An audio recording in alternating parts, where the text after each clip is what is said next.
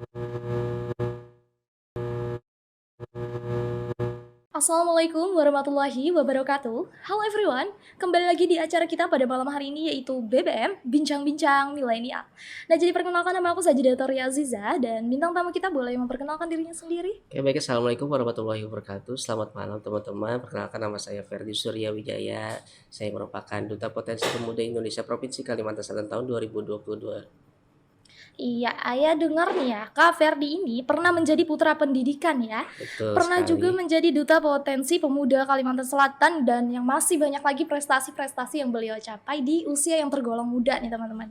Iya, jadi apa sih Kak yang menjadi motivasi Kakak untuk terus menggali potensi diri? Oke, terima kasih atas pertanyaannya. Jadi, sebagai seorang duta seperti itu, saya ingin memberikan motivasi dan inspirasi kepada para pemuda di Provinsi Kalimantan Selatan ini agar kelak bisa menambah prestasi bagi diri mereka dan membanggakan provinsi kita. Dan apabila mereka berprestasi banyak seperti itu, kan bisa juga mengajak teman-teman lainnya, para pemuda lainnya untuk berprestasi, dan itu akan menjadi multiplier effect yang bagus untuk kehidupan para pemuda di provinsi kita, seperti Iya. itu. Iya, jadi Kak Ferdi nih, kesibukannya sekarang apa sih? Oke, jadi sekarang saya kerja sebagai pegawai negeri sipil di Dinas Kebudayaan, Kepemudaan Olahraga dan Pariwisata Kabupaten Banjar, kemudian aktif juga sebagai mentor dari Duta Pendidikan Provinsi Kalimantan Selatan, aktif juga sebagai Regional Direktur Putra Putri Literasi Indonesia Provinsi Kalimantan Selatan, dan juga sebagai guru bimbel gratis gitu untuk Oh. masyarakat kurang mampu, Hmm. khususnya di Kabupaten Banjar dan Kota Banjarbaru, seperti itu, Mbak. Oh iya. Ngomong-ngomong tentang pendidikan nih ya, seberapa penting sih pendidikan khususnya bagi laki-laki? Sangat penting sekali karena laki-laki itu merupakan seorang calon imam bagi keluarganya ya. Nah, pendidikan itu bisa membuat dia menjadi imamnya baik seperti itu, dan Iya. sebagai uh, contoh bagi bukan hanya di keluarganya tapi juga masyarakat, agar bisa membawa dampak yang positif bagi kehidupan masyarakat yaitu, dan bisa membuat masyarakat itu yang mungkin kurang mendapatkan ilmu yang bermanfaat, apabila dia seorang laki-laki tersebut mendapatkan banyak sekali pendidikan, jadi bisa sharing atau menyebarkan ilmu yang bermanfaat itu kepada masyarakat, dan masyarakat menjadi terdidik, dan Iya. akhirnya nanti permasalahan-permasalahan seperti kemiskinan, permasalahan kesehatan, dan pendidikan di masyarakat itu bisa teratasi seperti itu. Nah, itu pentingnya pendidikan bagi seorang laki-laki seperti Iya. itu, Mbak. Tapi untuk perempuan sendiri nih, itu seberapa penting sih pendidikannya? Karena banyak stigma yang bahwa, oh, untuk apa sih perempuan sekolah tinggi-tinggi, toh ujung-ujungnya bakalan ngurus anak, ujung-ujungnya bakalan di dapur, gitu. Oke. Jadi, stigma tersebut yang harus kita patahkan seperti itu ya. Jadi, pendidikan bagi perempuan itu sangat penting gitu ya, setinggi-tingginya seperti itu, agar nanti anak yang dia kandung tersebut bisa mengikuti jejak dia seperti itu ya. Karena seorang perempuan adalah madrasah yang pertama gitu ya Mmm. bagi anak-anaknya seperti itu. Kalau dia tidak terdidik, bagaimana nanti anaknya itu bisa mendapatkan pendidikan yang bagus seperti itu ya, Mbak, ya. Dan kita Mmm. mohon maaf seperti itu ya, di provinsi Kalimantan Selatan itu ya, saat ini kita mendapatkan predikat angka pernikahan dini seperti itu yang tertinggi di Indonesia seperti itu ya. Salah satunya provinsi dengan angka pernikahan dini dan perceraian dini. Nah, itu disebabkan karena faktor pendidikan juga dan faktor perekonomian. Nah, kita soroti ini di faktor pendidikan seperti itu, Mbak, ya. Jadi apabila seorang perempuan itu terdidik seperti itu, dia nanti akan mengajak anaknya itu, memotivasi anaknya itu agar seperti dia melanjutkan pendidikan yang setinggi-tingginya, tidak memikirkan untuk melangsungkan pernikahan dini, tapi Iya. untuk menjadi wanita karir, dan juga bisa bermanfaat bagi masyarakat sekitarnya seperti itu ya. Nah, dan kita sudah tahu ya, di negara kita ini perekonomian sudah eee, agak kurang apa ya, kurang bagus Iya. apalagi ya akhir-akhir ini banyak sekali gejolak perekonomian seperti itu dan itu berpengaruh terhadap, perekonomian di masyarakat. Nah, apabila, perempuan-perempuan tersebut ya melaksanakan pernikahan dini itu akan mengancam juga, bukan hanya dari segi perekonomian, persegi kesehatan juga tapi ya. Nah itu, misalnya ya stunting gitu kan, stunting gitu ya, kasus stunting yang semakin tinggi, kemudian mungkin angka perceraian dini dan macam-macam seperti itu. Nah jadi, diharapkan para perempuan-perempuan di provinsi kita di Kalimantan Selatan ini, terus apa namanya ya, belajar, terus, berusaha untuk mendapatkan pendidikan setinggi-tingginya seperti itu, agar nanti, apa namanya, teman-teman, khususnya para perempuan gitu bisa termotivasi oleh satu orang perempuan yang sudah mungkin terdidik, yang pendidikan tinggi gitu kan, bisa termotivasi dan akhirnya, dia juga ikut, apa namanya, mencoba untuk mendapatkan pendidikan yang tinggi, seperti itu. Dan ketika dia nanti sudah menikah, seperti itu dengan, suaminya, dia bisa menghasilkan anak yang cerdas gitu kan, taat gitu kan. Jadi pendidikan di, yang kita apa namanya, kita perlukan itu bukan hanya pendidikan di, segi duniawi gitu, tapi juga pendidikan agama seperti itu. Nah, jadi harus seimbang seperti itu, Mbak. Jadi bagusnya, carilah sekolah-sekolah yang, mengajarkan agamanya bagus, tapi juga diimbangi dengan pendidikan-pendidikan umum, seperti itu menurut saya. Jadi akhirnya nanti, bukan hanya dia menghasilkan seorang keturunan yang, pintar di agama juga gitu kan, tapi juga keturunan yang bisa membawa dampak baik, kepada masyarakat dari ilmu umum, seperti itu. Iya, baik.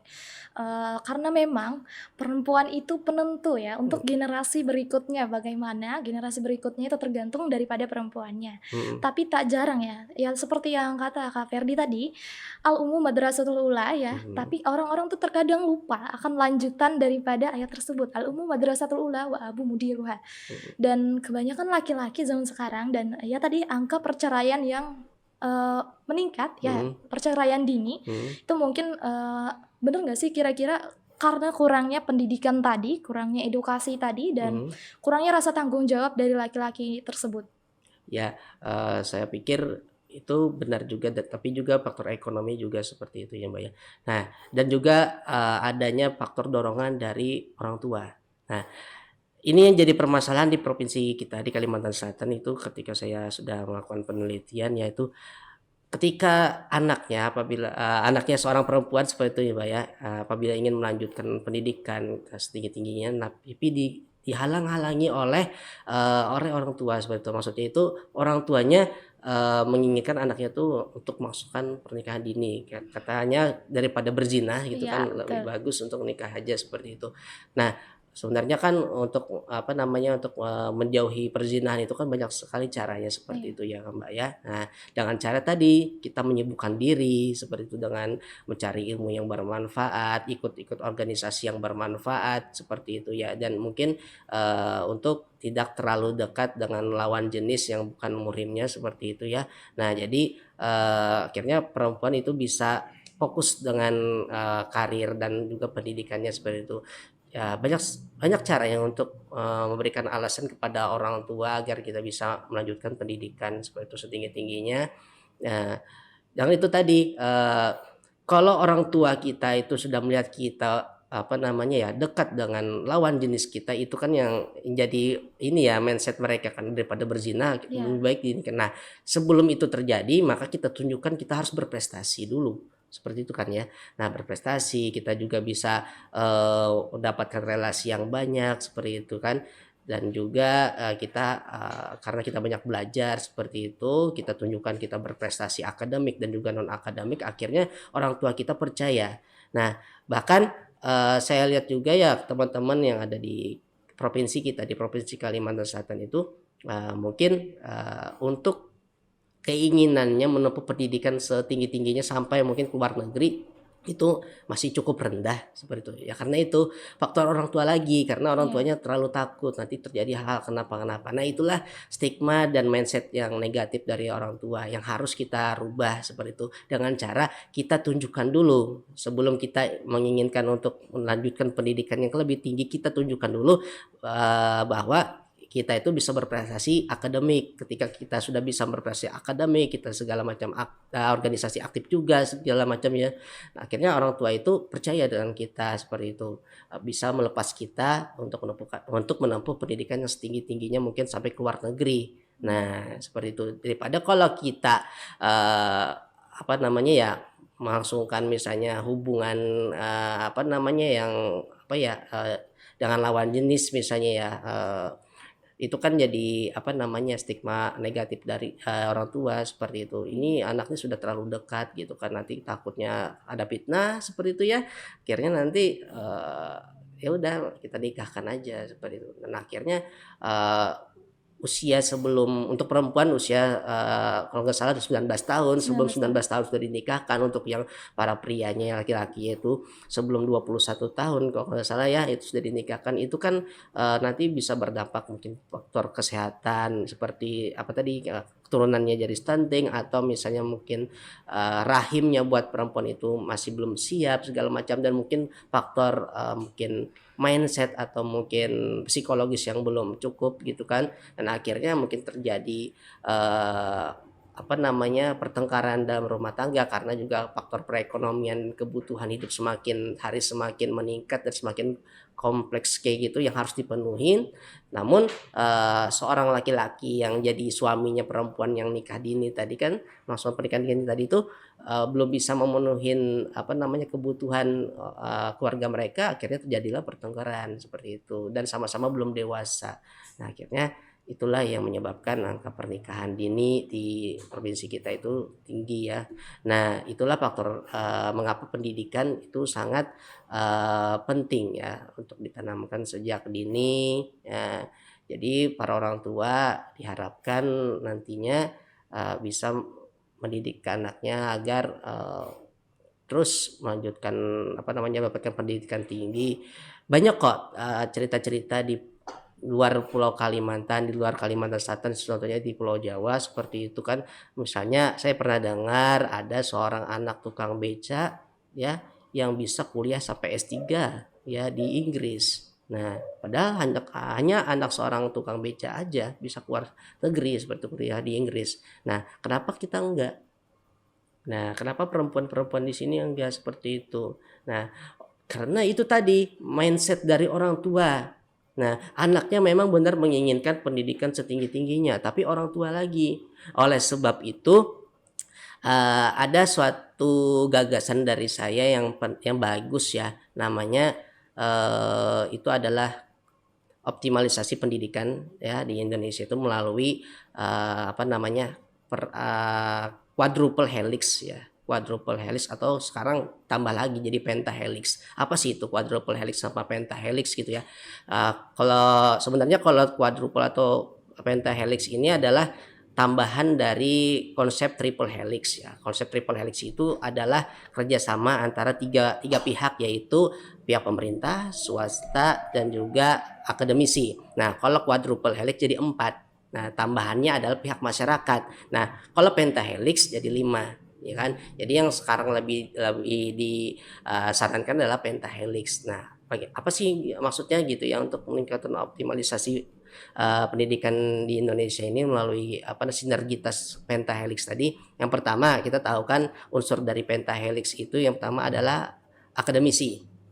Akademisi itu terdiri dari para mahasiswa, para dosen. Nah, dari, mahasiswa dan dosen ini hendaknya melakukan, kalau kita sebut itu namanya tridharma perguruan tinggi, salah satunya pengabdian masyarakat, dengan memberikan ilmu yang didapatkan di bangku perkuliahan itu share atau dibagikan kepada masyarakat-masyarakat khususnya di pedesaan gitu. Entah itu ilmu komputer, entah itu ilmu, apa namanya, bahasa asing dan lain sebagainya, dan juga ditanamkan, kepada masyarakat-masyarakat di pedesaan itu dari para akademisi ini mindset-mindset agar menjauhi pernikahan dini. Nah, itu salah satu perannya ya dari pihak akademisi. Kemudian, helix yang lain yaitu pemerintah. Pemerintah itu, membuat suatu regulasi, itu aturan gitu kan, yang mungkin, memperketat agar para remaja itu jangan melaksanakan pernikahan dini gitu kan, dan juga membuat suatu,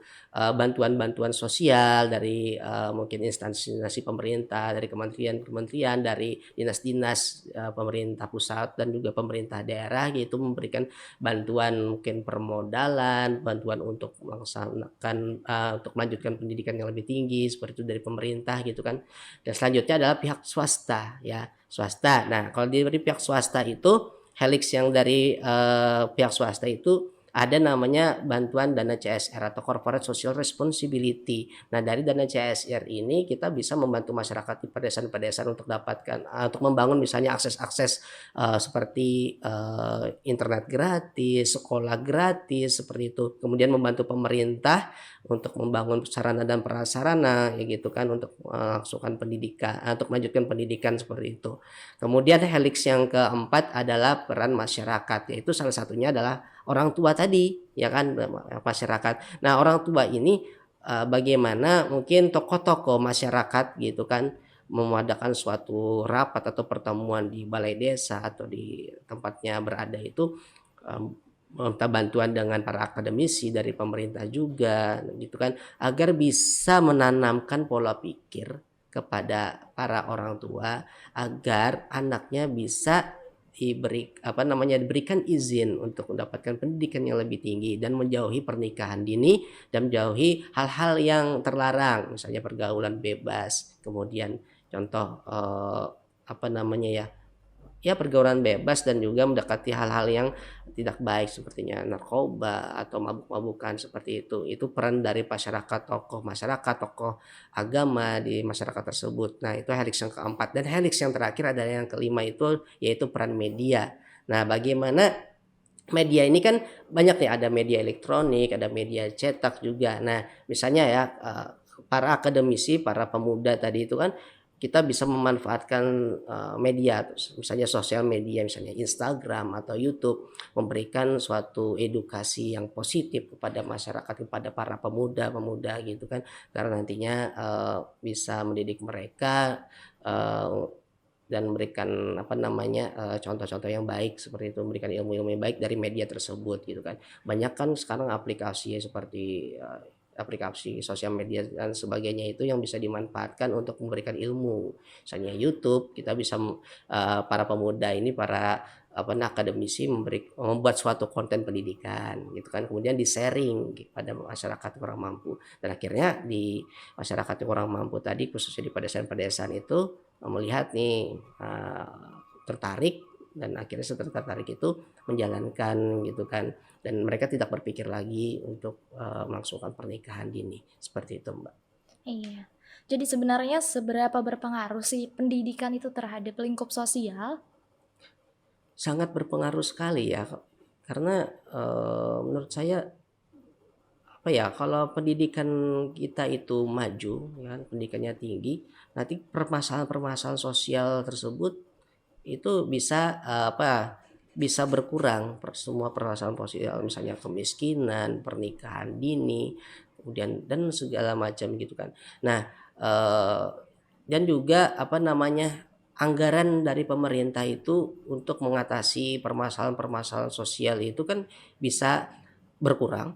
Ketika berkurang itu bisa dialihkan ke, untuk anggaran-anggaran lain seperti untuk membangun sarana dan prasarana wilayah seperti itu.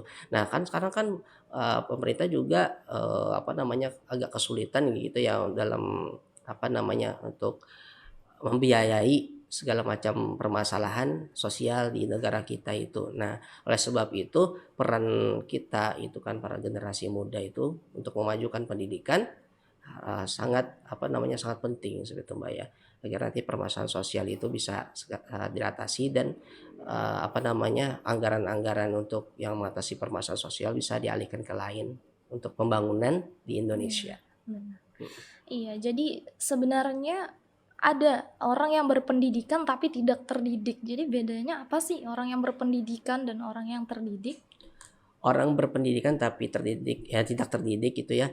Kalau kita apa ya, apa namanya, berpendidikan itu kan bisa dari mungkin dari sekolah dari SMA, sarjana, sampai master, magister, sampai doktor, sampai jadi profesor S1, S2, S3.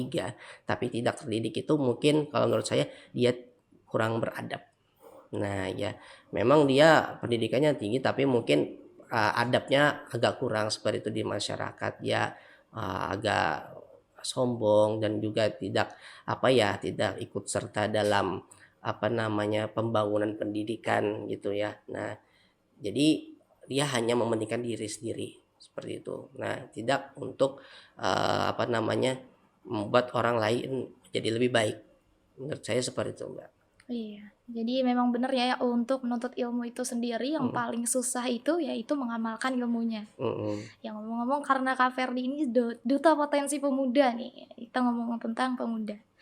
Apa sih peran pemuda dalam kehidupan bermasyarakat?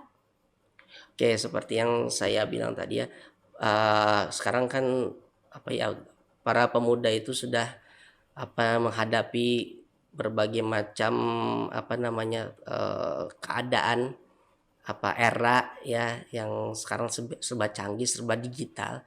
Nah, jadi perannya pemuda ini untuk pembangunan menurut saya itu sangatlah penting karena, kalau kita mengandalkan para orang tua itu mungkin daya tangkap dan mungkin daya ingat mereka sudah tidak bisa lagi seperti itu yang untuk lebih baik gitu. Nah, para pemuda ini yang masih fresh seperti itu, otaknya gitu kan, pikirannya itu mampu menyerap ilmu-ilmu yang baru, ya ilmu-ilmu yang baru, dari teknologi-teknologi yang baru dan itu bermanfaat sekali untuk, pembangunan, untuk, memperlancar, apa namanya, memperlancar pembangunan dan juga meningkatkan pendidikan di negara seperti itu, Mbak, ya. Nah, jadi para pemuda ini diharapkan itu ya, terus belajar, terus meningkatkan skill mereka.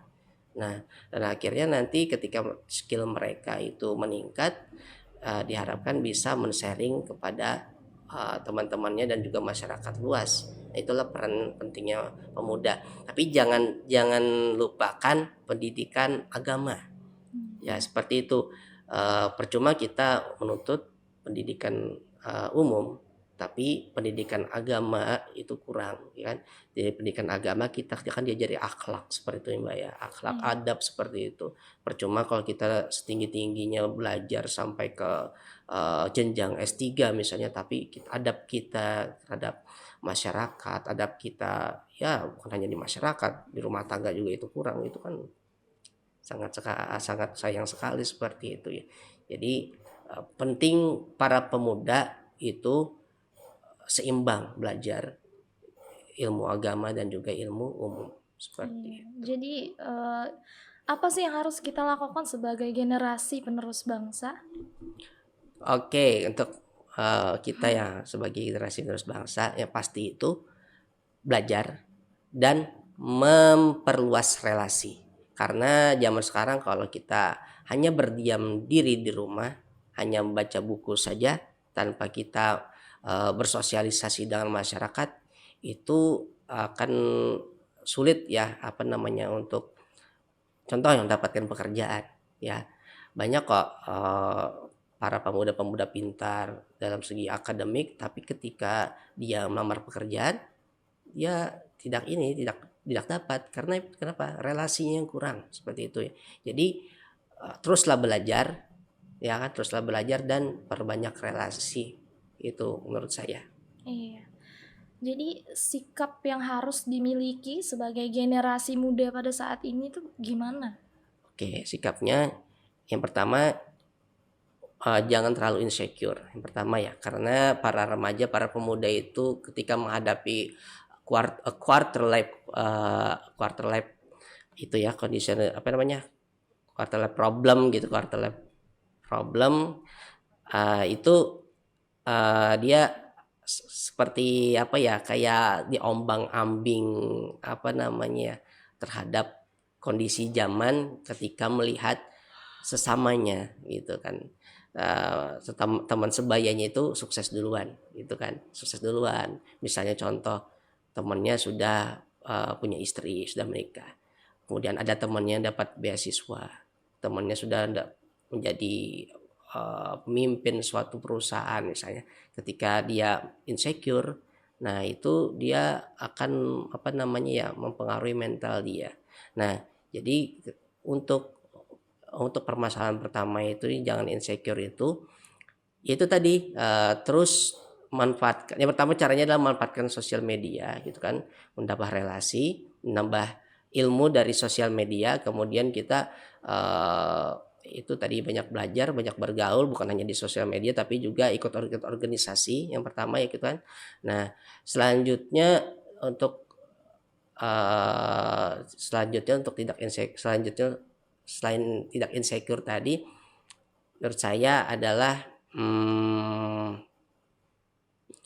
apa ya, pokoknya jangan tanamkan mental jangan mudah menyerah seperti itu ya, jangan mudah menyerah.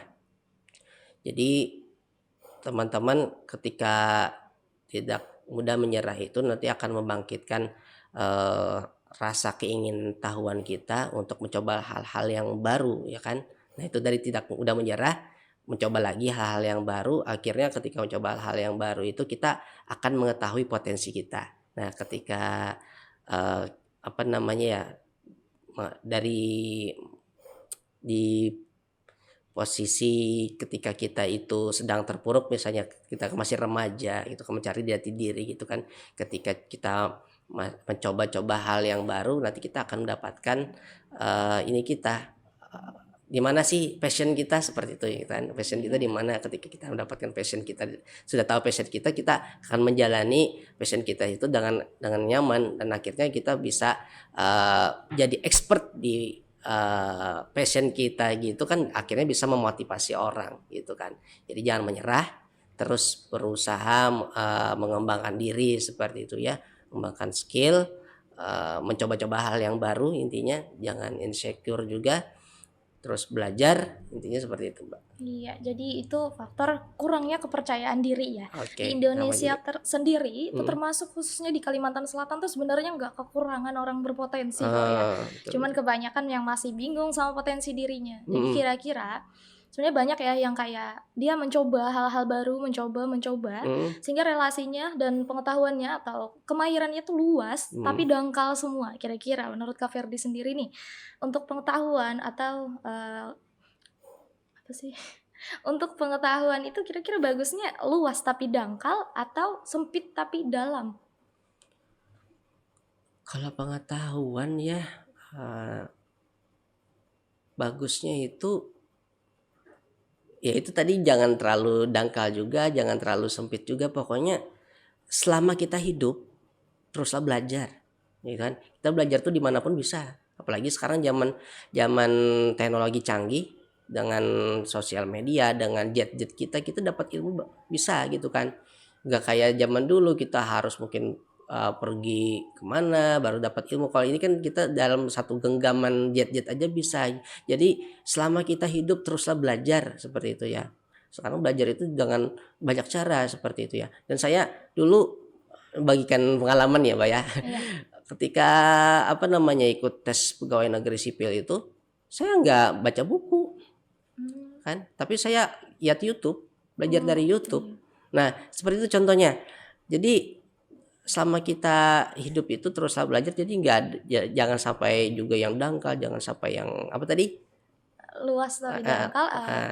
sempit tapi dalam ya, Nah, seperti itu? jadi pokoknya intinya jangan seperti dua pilihan tadi, tapi Iya. teruslah belajar gitu. Jangan pernah apa namanya bosan untuk belajar dengan siapapun dan dimanapun dan dengan Mmm, cara apapun. iya. Seperti itu kan.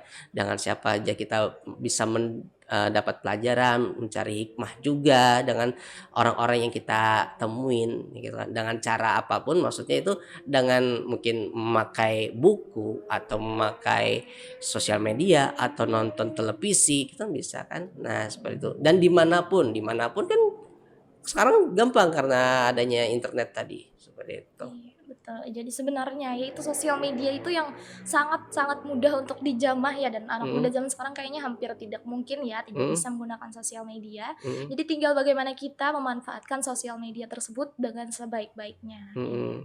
Jadi, kira-kira seberapa penting sih kita sebagai pemuda untuk memiliki rasa cinta tanah air? Ya, rasa cinta tanah air ya, sangat penting karena, apa, kalau bukan kita siapa lagi yang membangun bangsa ini ya. Jadi, eee, banyak ya kasus-kasus ya, pemuda di Indonesia ini yang pintar banget gitu, cerdas, kemudian mungkin bisa melanjutkan pendidikan sampai ke luar negeri, tapi dia tidak balik-balik ya, tidak membangun bangsa, dia malah di luar negeri, Iya, kerjanya seperti itu. Nah, makanya, bangsa lain, negara lain jadi maju karena pemuda kita, seperti itu. Nah, padahal kan apabila dia balik, ke dalam negeri itu kan bisa membangun bangsa, nah itu salah satu, apa namanya, sikap cinta tanah air, nah membangun bangsa dengan ilmu yang sudah dia dapatkan dari manapun seperti itu ya. Nah jadi, diharapkan para pemuda-pemuda yang nantinya ingin melanjutkan, apa, pendidikan setinggi-tingginya sampai ke luar negeri, tanamkanlah jiwa, cinta tanah air seperti itu. Para pahlawan kita berjuang ya kan sampai wafat seperti itu untuk membela negara ini bebas dari penjajahan. Nah, penjajahan. Jadi penjajahan dulu itu kan memang penjajahan dari, ya penjajah gitu kan, penjajah yang harus, pegang senjata segala macam. Kalau sekarang kan penjajahan itu adalah kemiskinan, iya, kebodohan, betul. seperti itu kan. Nah, makanya peran pemuda itu harus bagaimana mengatasi permasalahan bangsa seperti itu, Iya, kebodohan, kemiskinan gitu kan.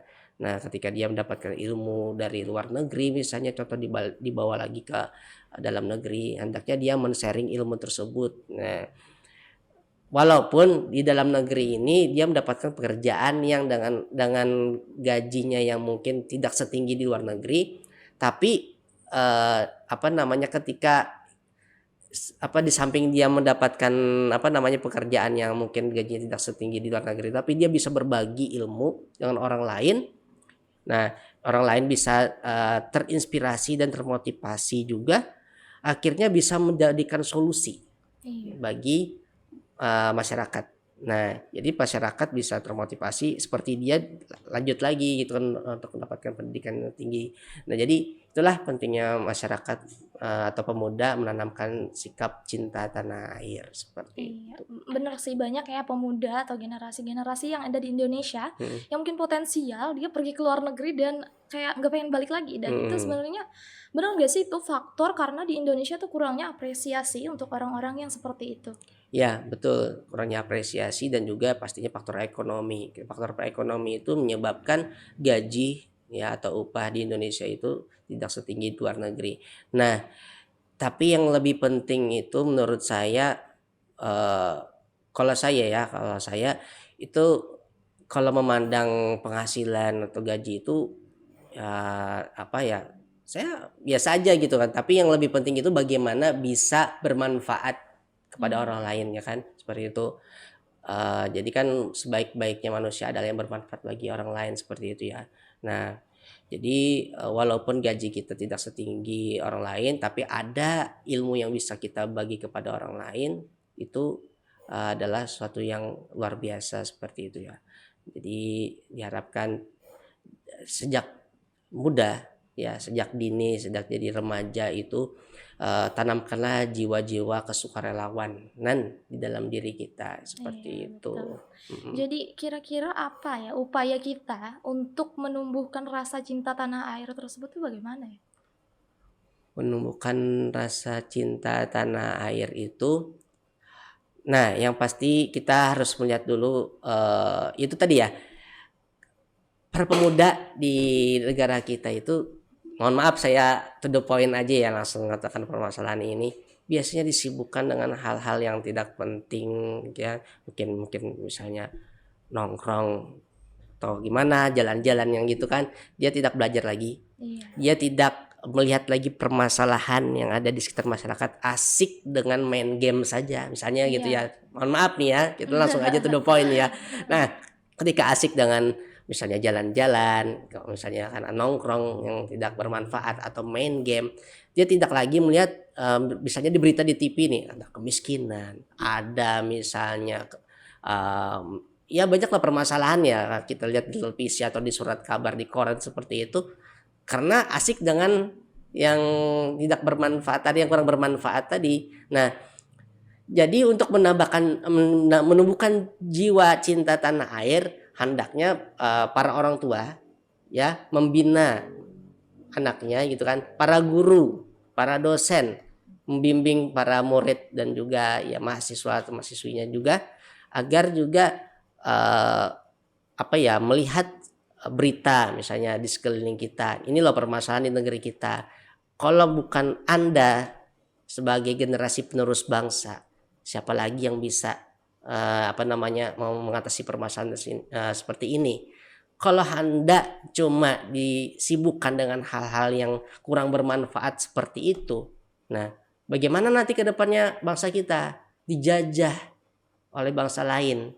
Penjajahan bukan hanya dengan cara apa namanya perang melewat pelangan senjata, tapi juga perang pemikiran segala macam itu kan. Nah kalau misalnya perang pemikiran, perang budaya juga seperti itu ya. Nah kalau misalnya kita tidak tahu permasalahan bangsa kita, nanti kita akan terjajah, ya kan? Mungkin kita akan kuat dari segi militer, tapi ketika kita dijajah dari segi pemikiran, segi budaya segala macam itu merusak dari dalam.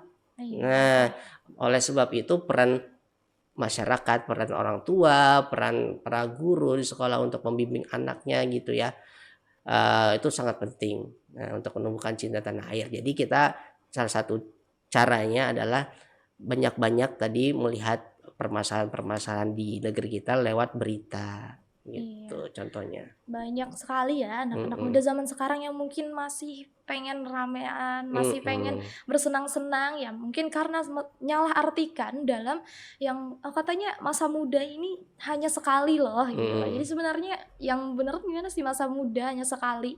Mereka berasumsi bahwa oh ini waktunya kita senang-senang karena masa muda itu hanya datang sekali. Padahal mhm, justru sebenarnya mhm, masa muda itu adalah waktu di mana kita itu membangun pondasi untuk menjadi jauh lebih baik lagi karena ya tadi seperti yang Kak Ferdi bilang mhm, bahwa generasi atau siapa lagi kalau bukan kita yang untuk menjadi mhm, generasi kedepannya yang untuk menjadi penerus bangsa yang baik. mhm, Iya, mhm, dan sekarang juga udah banyak banget ya pemuda yang mulai ambil langkah untuk ikut andil dalam pemerintahan. mhm, Yang udah di Indonesia sendiri nih udah mulai banyak yang banting setir nih, nyalek gitu kan. mhm.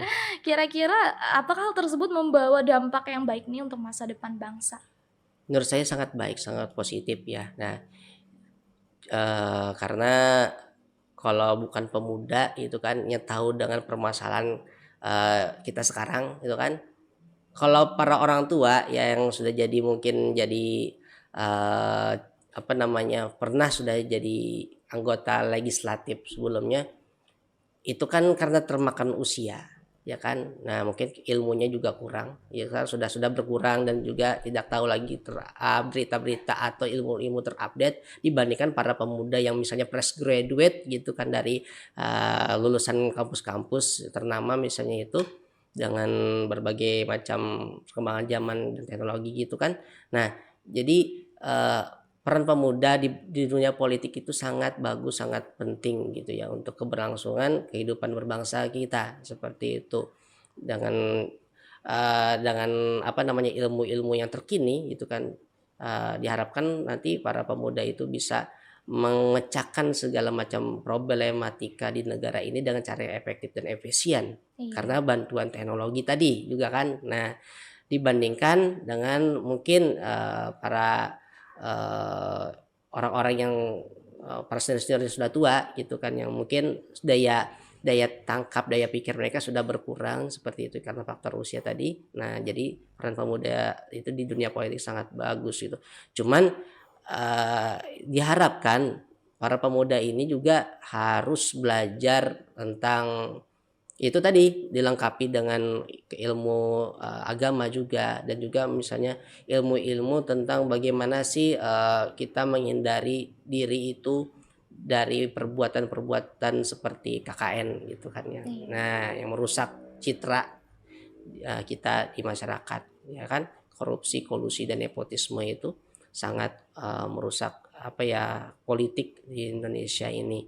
Jadi para pemuda itu jangan hanya ketika dia eh, apa jadi mahasiswa itu bisa berkoar-koar misalnya yang harus apa namanya ya eh, turunkan ini karena korupsi ini misalnya demo ya, tapi ketika dia maju di panggung politik malah dia melakukan hal tersebut. Nah itu kan tidak apa nah sejalan dengan apa yang seharusnya yang terjadi itu kan, makanya itu pemuda juga harus dibarengi dengan ilmu agama yang cukup Iya. agar itu membentengin mereka dari hal-hal yang tercela seperti itu. Jadi ketika dia masuk ke panggung politik, dia bisa ada filter, ya kan ada benteng yang kuat agar terhindar dari hal-hal yang bisa merugikan dirinya sendiri, keluarga dan bangsa ini. Dari contohnya dari KKN tadi, contohnya seperti itu. Iya, wah luar biasa banget nih teman-teman. Untuk kita yang membahas pendidikan dan pemuda ini nggak akan ada habisnya, panjang terus ya teman-teman. Hmm. Jadi mungkin sebelum mengakhiri perjumpaan kita pada malam hari ini, mungkin apa nih kesan dan pesan atau motivasi untuk anak-anak muda di luar sana sebagai millennials nih?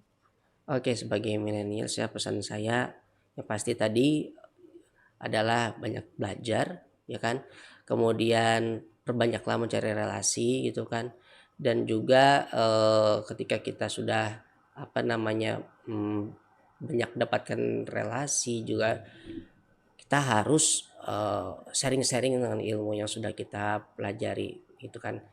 Jadilah seorang pemuda itu yang jangan hanya motivatif, jangan juga yang inovatif, tapi juga harus solutif. Nah, Iya. jangan hanya motivatif, jangan hanya inovatif aja, tapi solutif. Nah, seperti itu. Jadi jangan hanya bisa memotivasi orang lain, jangan hanya bisa kita berinovasi ini, tapi kita juga memberikan solusi, kayak Iya. gitu, solusi terhadap permasalahan bangsa seperti itu. Jadi teruslah belajar teman-teman, jangan apa namanya, jangan lupa juga seimbangkan untuk mendapatkan ilmu umum dan ilmu keagamaan karena itu sangat penting Iya, oke, sih. luar biasa sekali ya teman-teman. Mungkin banyak pelajaran-pelajaran yang bisa kita dapatkan dari pembicaraan kita pada malam hari ini ya teman-teman. Mungkin sampai di sini aja. Saya Sajida Toria Aziza mohon pamit undur diri. Wallahul muwaffiq ila aqwamit thoriq. Wassalamualaikum warahmatullahi wabarakatuh.